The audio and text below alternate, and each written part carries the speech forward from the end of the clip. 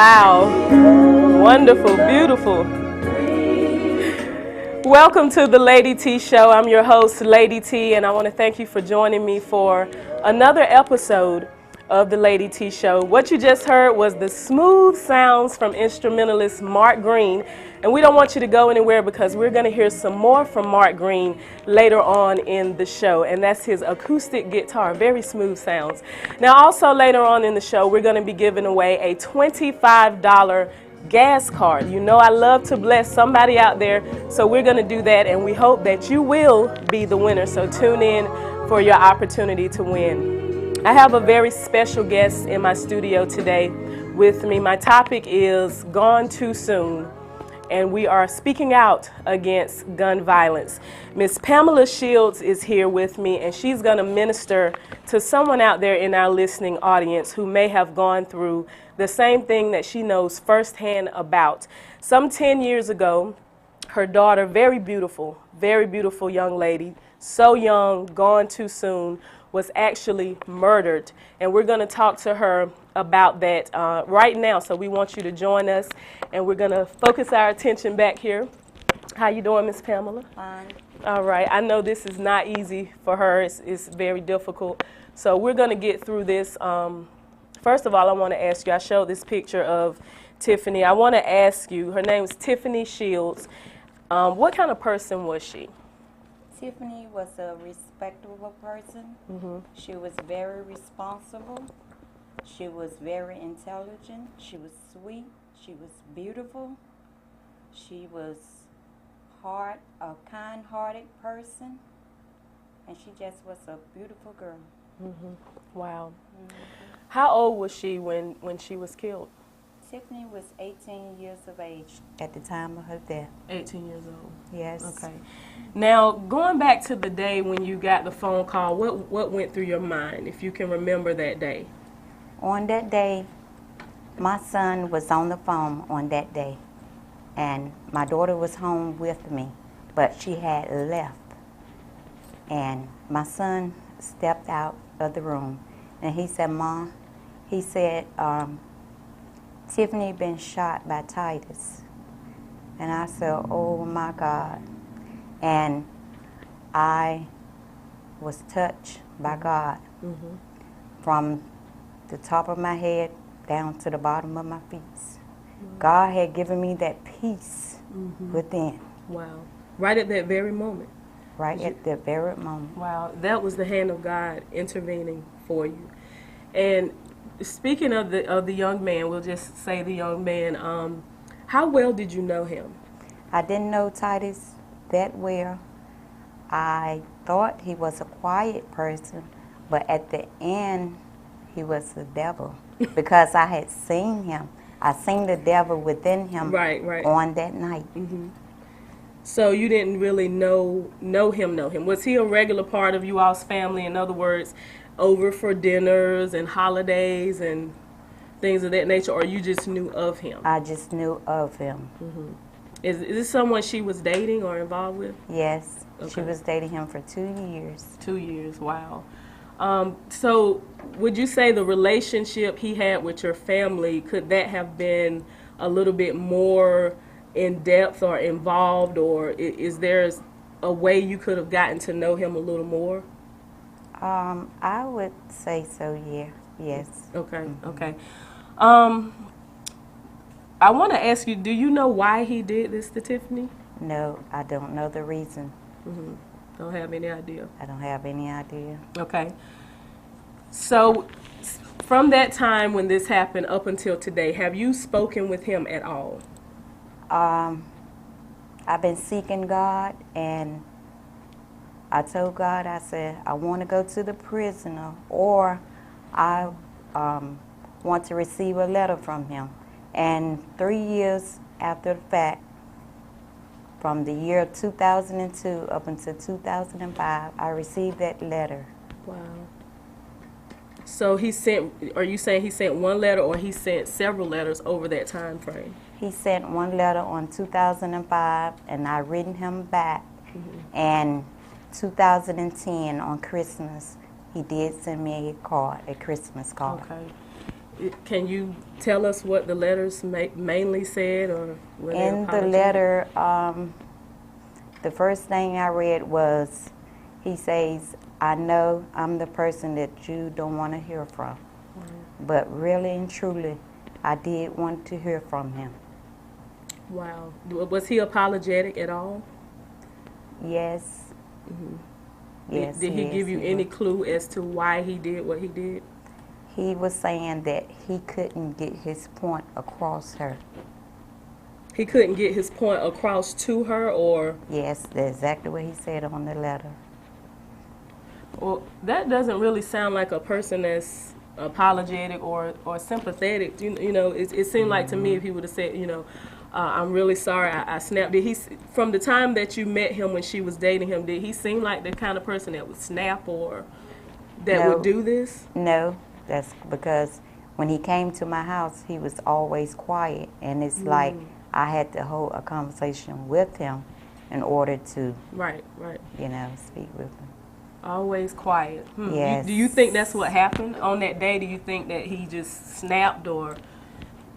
I think so. I So really you don't do. think it was in his character to really do anything like this? No. Okay. Now, I had a chance to read over the transcripts from the trial. So I did get an idea of what occurred. And I was totally floored when I read the part that he didn't get first-degree murder charges. I believe he got second-degree murder charges, because he was saying it wasn't something premeditated, it wasn't anything he had planned to do. As a matter of fact, he was saying he was meaning to shoot over the car.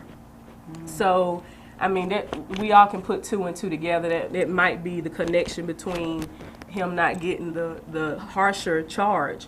But were you able to go to that trial? Yes, I was there. And what was going through your mind while you were there? I was looking at him, and I wanted to hit him Oh, wow. when I passed the table. Yeah, I can imagine. Did he look at you? Yes, he did. Okay. Have you spoken with any of his family members? No. No, haven't spoken. I did. I spoke with his grandmother during the time before the funeral, and she told me that she heard that her grandson was very controlling, and he, he just was very controlling, and she says that he deserved what he got, and she wanted me to send her. She wanted me to send her a obituary. Okay. And so were you able to do that for her? Yes, I did just that. You haven't spoken with anyone else from the family? No, his mom, sister, no brother. Nobody. What about at the trial? Was his family at the trial? His mother, his mother friend, and his grandparents, and one of his aunts. Okay, nobody else was there. No. So he ended up with life in prison. Yes. Right? Life in prison. And do you have any idea if he has a possibility of parole? No, he don't have parole. He got life without parole. Life without parole. If you could have been sitting in the judge's seat, is that something is that what you would have decided, or would your decision have gone another way? I would say that's what I probably would have decided, because he's now suffering more. Right. Wow.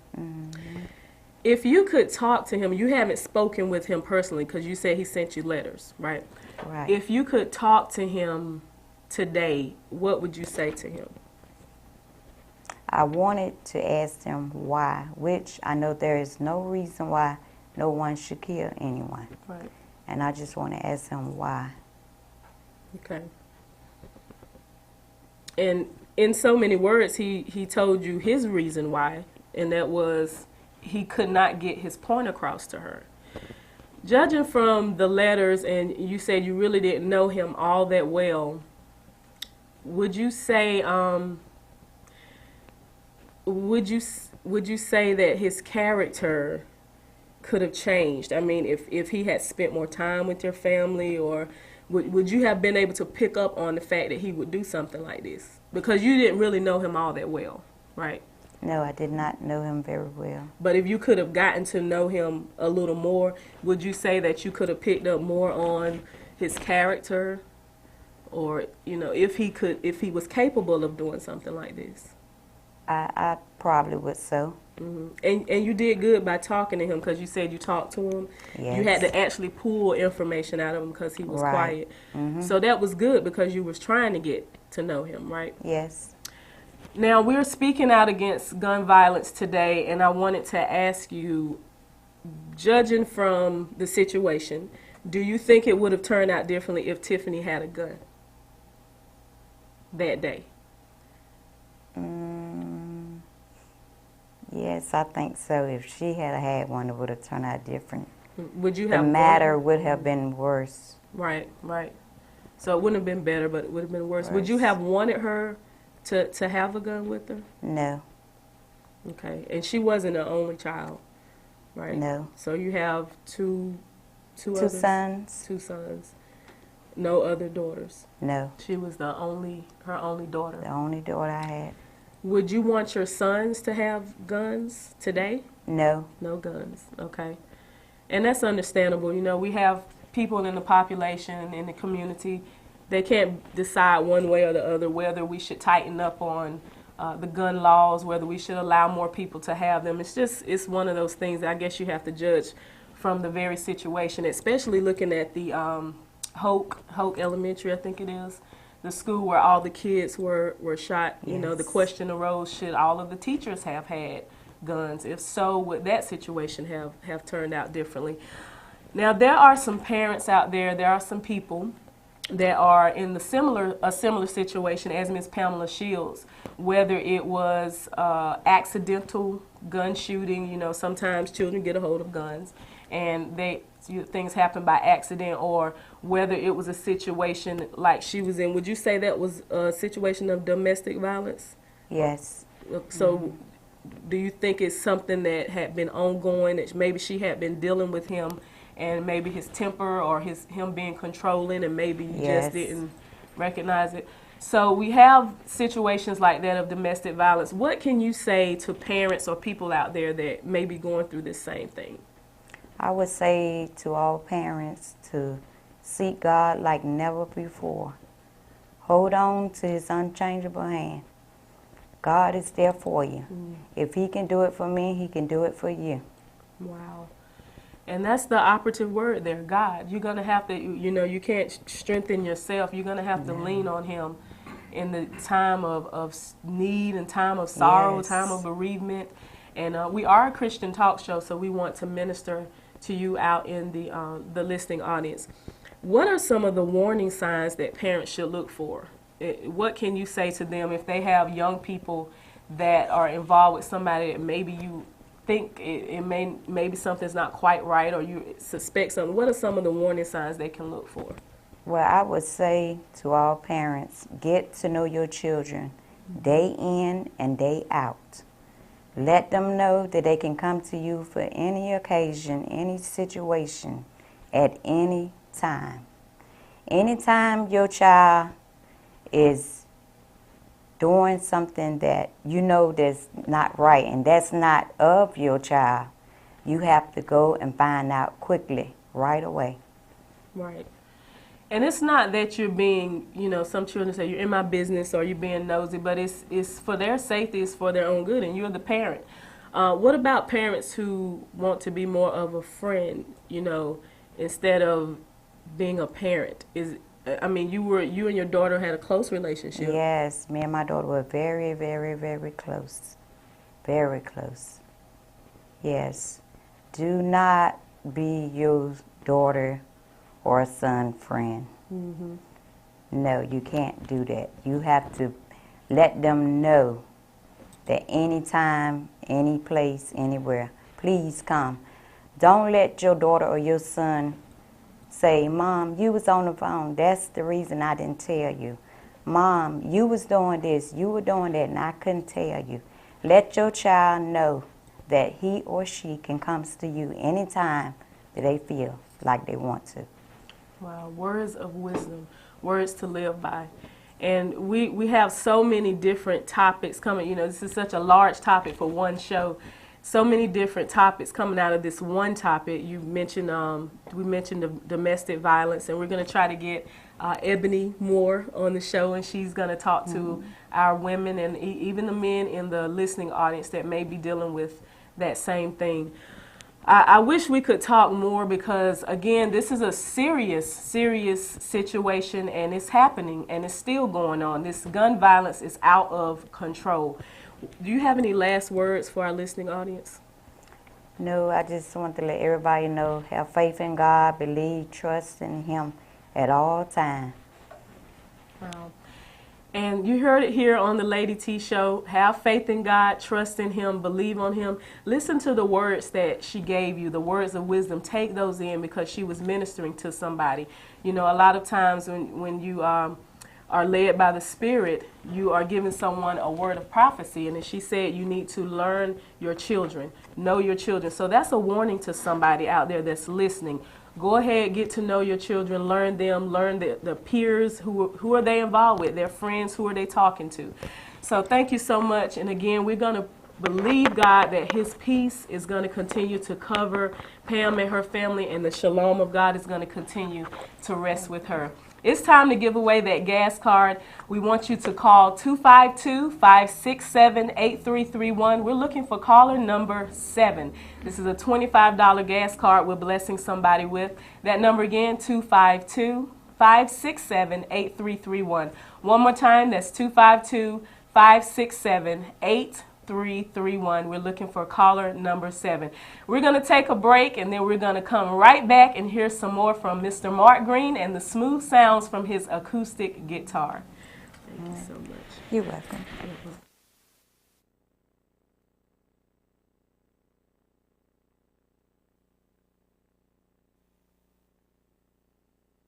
Hi, I'm Lady T. Remember me?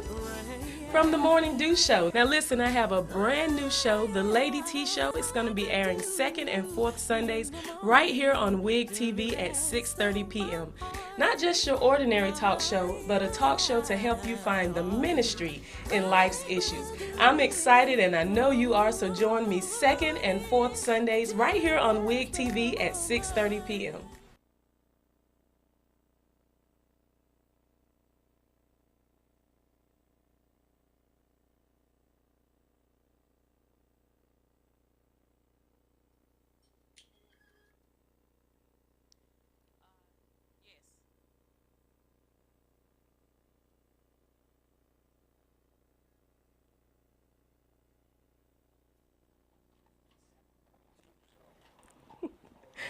Hi again, and welcome back to the Lady T Show. We do hope that you enjoyed that with Miss Pamela Shields. We know that was not easy for her to do, to come and talk about gun violence and what happened within her own household. So we're believing God that she's going to be strengthened from ministering to someone out there today. Now, we are going to hear some more from Mark Greene. I was trying to wait to get the word on the winner for the gas card, but if we don't get that to you today, we'll definitely have that to you by the next show. I want to thank my sponsors tonight and my publicist, Miss Kanisha Morning. She does make this all happen, and she wanted me to give you the word that if you're looking for a sponsorship opportunity, we have so many available packages for you. We want you to get in contact with me, Lady T, at ladytshow@gmail.com. Now, not the Lady T Show, but ladytshow@gmail.com. That's LADYT show@gmail.com. You can also get in contact with the wonderful people here at WHIG TV for sponsorship information. So, Mark Greene, you ready to serenade us? And I apologize. I've been saying acoustic guitar. Yeah. And this is not the acoustic guitar. This is the electric guitar. Yeah. Tell me what you know, I don't know the difference. What the difference? It's the tones and the wood. Okay. Yeah, it's like more like a hollow body. That's an acoustic. Okay. It all sounds good to me. So we're going to let him take it away again. That email address is ladytshow@gmail.com. Now, I forgot to ask you, how long have you been playing? About 27 years. 27 years. You don't look a day over 16. I'm just 18. Wow. So, okay, well, that's good. You know, that's the glory of God when you actually look younger than what you are. Yeah. So join me back here on 4th Sunday right here, same place, same time. We're going to have more exciting topics for you, more giveaways. We want you to enjoy the rest of the show with Mr. Mark Greene.